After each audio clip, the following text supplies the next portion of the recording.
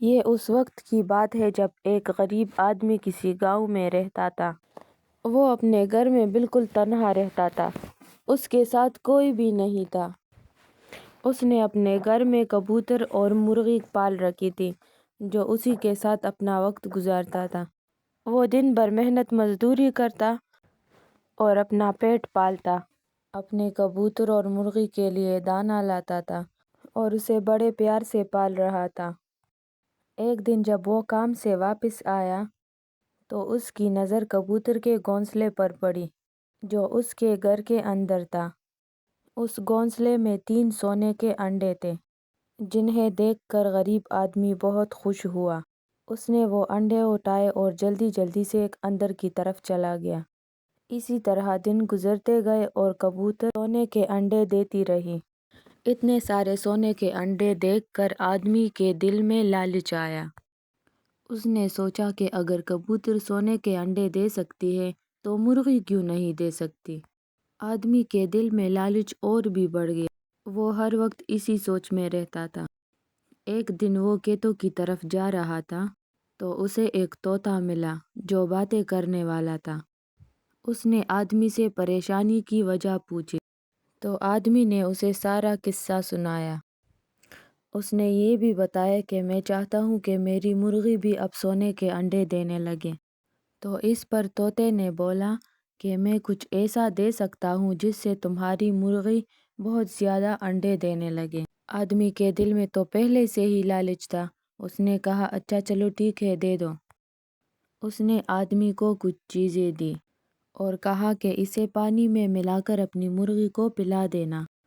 اس نے ایسا ہی کیا۔ رات کو اسی سوچ میں رہا کہ صبح کیا ہوگا، کیا واقعی مرغی سونے کا انڈا دے گی یا نہیں۔ اگلی صبح جب وہ اٹھا تو وہ حیران رہ گیا کیونکہ ہر جگہ انڈے پھیلے ہوئے تھے۔ مرغی نے بہت سارے انڈے دیے تھے لیکن وہ انڈے سونے کے نہیں تھے۔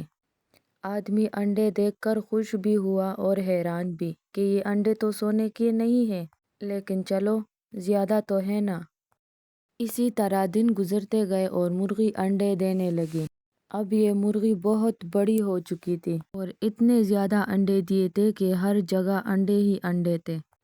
اب آدمی یہ دیکھ کر پریشان ہونے لگا کیونکہ انڈوں کی تعداد بہت زیادہ ہو گئی۔ ہر طرف انڈے بکھرے ہوئے تھے۔ اب آدمی بہت پریشان رہنے لگا اور اس نے سوچا کہ اب بس یہ اب نہیں ہونا چاہیے۔ وہ پریشانی کی حالت میں زمین پر بیٹھا ہوا تھا۔ اچانک سے دوبارہ وہ طوطا اس کے پاس آیا اور کہنے لگا اب کیا پریشانی ہے؟ اب کس بات پر پریشان ہو؟ آدمی نے کہا میں اس مرغی کی وجہ سے بہت زیادہ پریشان ہوں۔ وہ اب بہت بڑی ہو چکی ہے اور بہت زیادہ انڈے دینے لگی ہے۔ طوطا بولا یہ تو خوشی کی بات ہے۔